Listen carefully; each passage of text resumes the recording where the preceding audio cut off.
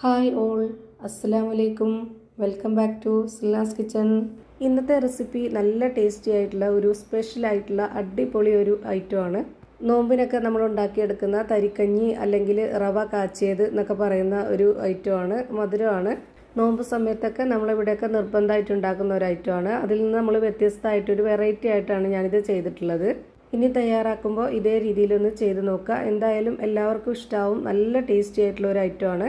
നോമ്പിന് മാത്രമല്ല, നമുക്ക് ഏത് സമയത്ത് വേണമെങ്കിലും ഉണ്ടാക്കി കുടിക്കണം എന്ന് തോന്നുമ്പോൾ അപ്പോൾ സിമ്പിളായിട്ട് തയ്യാറാക്കി എടുക്കാൻ പറ്റുന്ന ഒരു അടിപൊളി ഐറ്റമാണ്. അപ്പോൾ ഇതെങ്ങനെയാണ് തയ്യാറാക്കുന്നതെന്ന് അറിയാനായിട്ട് വീഡിയോ സ്കിപ്പ് ചെയ്യാതെ മുഴുവനായിട്ടൊന്ന് കണ്ടു നോക്കണേ. ഞാനിവിടെ ആദ്യം തന്നെ ഒരു കടായി സ്റ്റവിലേക്ക് വെച്ച് കൊടുത്തിട്ട് ഫ്ലെയിം ഓണാക്കി കൊടുത്തിട്ടുണ്ട്. ഇതിലേക്ക് 1/4 കപ്പ് അളവിൽ 2 കപ്പ് പഞ്ചസാര ഇട്ട് കൊടുക്കുന്നുണ്ട്. കാരമൽ പായസമാണ് അല്ലെങ്കിൽ തരികാച്ചിയതാണ് ഉണ്ടാക്കിയെടുക്കുന്നത്. അപ്പോൾ ഞാനിത് നല്ല ഹൈ ഫ്ലെയിമിലാണ് വെച്ച് കൊടുത്തിട്ടുള്ളത്. ഇത് നന്നായിട്ടൊന്ന് അലിഞ്ഞു വരട്ടെ. കാരമൽ ഉണ്ടാക്കിയെടുക്കുമ്പോൾ നമ്മൾ പ്രത്യേകമായിട്ട് ശ്രദ്ധിക്കേണ്ട കാര്യം, ഇതുപോലെ ഹൈ ഫ്ലെയിമിൽ ഇട്ട് കൊടുത്തിട്ട് നന്നായിട്ട് ഇളക്കി കൊടുത്തതിന് ശേഷം ഈ ഒരു സൈസിൽ നന്നായിട്ട് അലിഞ്ഞു വരുമ്പോൾ തന്നെ നമ്മൾ ഇതിൻ്റെ ഫ്ലെയിം കുറയ്ക്കണം. ആ ഒരു ഹൈ ഫ്ലെയിമിൽ തന്നെ വെച്ച് കൊടുത്താൽ പെട്ടെന്ന് തന്നെ അത് കരിഞ്ഞു പോവുകയും കയ്പ്പ് രസത്തിലോട്ട് പോവുകയും ചെയ്യും. നമ്മളിതുപോലെ അലിഞ്ഞു വരുമ്പോൾ തന്നെ ലോ ഫ്ലെയിമിലോട്ട് മാറ്റി കഴിഞ്ഞ് കഴിഞ്ഞാൽ പെട്ടെന്ന് തന്നെ നമുക്ക് ഉദ്ദേശിച്ച ആ ഒരു പരുവത്തിൽ കറക്റ്റായി കിട്ടും. ഇനി ഇതിലേക്ക് നല്ല കട്ടിയായിട്ടുള്ള പശുവിൻ പാൽ ഒഴിച്ചു കൊടുക്കാം. 250 ml കപ്പിൻ്റെ അളവിൽ 2 കപ്പ് പാലാണ് ഞാൻ ഇതിലേക്ക് ഒഴിച്ചു കൊടുത്തിട്ടുള്ളത്. ഇനി ഈ പാലൊന്ന് തിളപ്പിക്കാനായിട്ട് വീണ്ടും നമ്മൾ ഹൈ ഫ്ലെയിമിൽ വെച്ച് കൊടുക്കുക. അപ്പോൾ പെട്ടെന്ന് തന്നെ ഇത് നന്നായിട്ട് ഉരുകി കിട്ടും. ആദ്യം ഇതൊന്ന് ഉറഞ്ഞിരിക്കും. അപ്പോൾ നമ്മൾ ഇളക്കി കൊടുത്താൽ മതി, വേറെ പ്രശ്നമൊന്നുമില്ല. ഈ വീഡിയോസ് കണ്ടുകൊണ്ടിരിക്കുമ്പോൾ തന്നെ സിൽനാസ് കിച്ചൺ ചാനൽ ആദ്യമായിട്ട് കാണുന്നവരാണെങ്കിൽ പ്ലീസ് ഒന്ന് സബ്സ്ക്രൈബ് ചെയ്തേക്കണേ. ഒപ്പം തന്നെ ഈ വീഡിയോസ് നിങ്ങൾക്ക് ഇഷ്ടപ്പെടുകയാണെങ്കിൽ ഒരു ലൈക്ക് ചെയ്ത് ഷെയർ ചെയ്ത് സപ്പോർട്ട് ചെയ്യാനും മറക്കരുത്.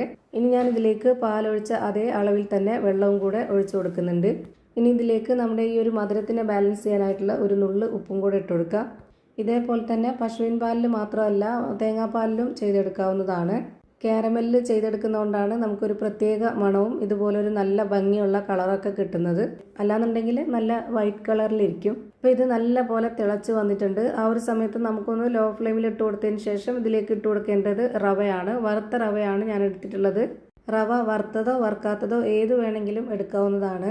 റവ ഇട്ട് കൊടുക്കുന്ന സമയത്ത് നല്ലപോലെ ഇത് ഇളക്കി കൊടുത്തുകൊണ്ടേ ഇരിക്കണം. കൈവിട്ട് കഴിഞ്ഞാൽ റവ കട്ടയായിട്ട് പോവും. അങ്ങനെ വരാതിരിക്കാനാണ് ഘട്ടം ഘട്ടമായിട്ട് ഇതുപോലെ 2 കപ്പ് അളവിൽ റവ ഇട്ട് കൊടുത്തിട്ടുള്ളത്. 1/4 കപ്പിൻ്റെ 2 കപ്പാണ് ഇട്ട് കൊടുത്തിട്ടുള്ളത്.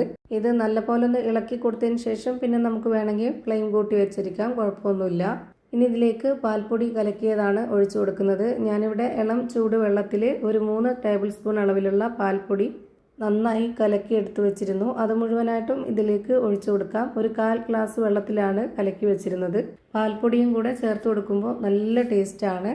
1 മിനിറ്റ് സമയം മതി. നമ്മുടെ റവ നല്ലപോലെ വെന്ത് കിട്ടും. അതോടൊപ്പം കുറുകുകയും ചെയ്യും. ഇതുപോലെ ഇളക്കി കൊടുത്തില്ലെങ്കിൽ പാട കെട്ടും. അങ്ങനെ വരാതിരിക്കാനാണ് ഇളക്കി കൊടുത്തുകൊണ്ടിരിക്കുന്നത്. ഇപ്പോൾ ഇത് കറക്റ്റ് പരുവത്തിന് വെന്ത് കിട്ടിയിട്ടുണ്ട്. ഇനി നമുക്കിതിൻ്റെ ഫ്ലെയിം ഓഫ് ചെയ്തിട്ട് ഇതൊന്ന് മാറ്റി വെച്ചേക്കാം.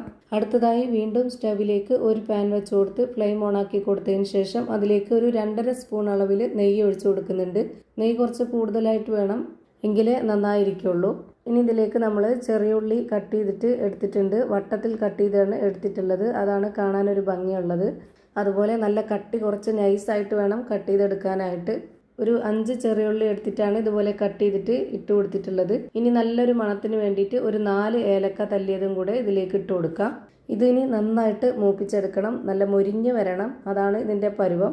നെയ്യുടെ മണം ഇഷ്ടമല്ലാത്തവർക്ക് ബട്ടറിൽ ഇതേപോലെ ചെയ്തെടുക്കാവുന്നതാണ്. ബട്ടറിനേക്കാളും നെയ്യിൽ ചെയ്യുമ്പോൾ തന്നെയാണ് കൂടുതൽ ടേസ്റ്റും നല്ല മണമൊക്കെ ഉള്ളത്. ഉള്ളി ഇതുപോലെ കുറച്ചൊന്ന് മൂത്ത് വരുന്ന സമയത്ത് ഇതിലേക്ക് ക്യാരറ്റ് ഇട്ട് കൊടുക്കുന്നുണ്ട്. ഗ്രേറ്റ് ചെയ്തെടുത്ത ക്യാരറ്റാണ്. നല്ല നൈസായിട്ട് ഗ്രേറ്ററിൻ്റെ ചെറിയ ഹോളിലിട്ടിട്ട് ഗ്രേറ്റ് ചെയ്തെടുത്തിട്ടുള്ളതാണ്.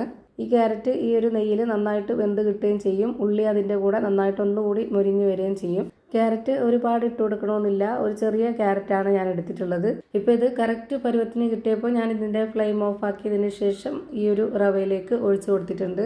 അപ്പോൾ ഇതാ നോമ്പ് സമയത്തും അല്ലാത്തപ്പോഴും വളരെ പെട്ടെന്ന് തയ്യാറാക്കി എടുത്ത് കുടിക്കാൻ പറ്റിയ ഒരു അടിപൊളി ഐറ്റമാണ്. നല്ല ടേസ്റ്റാണ് ഇത് കുടിക്കാനായിട്ട്.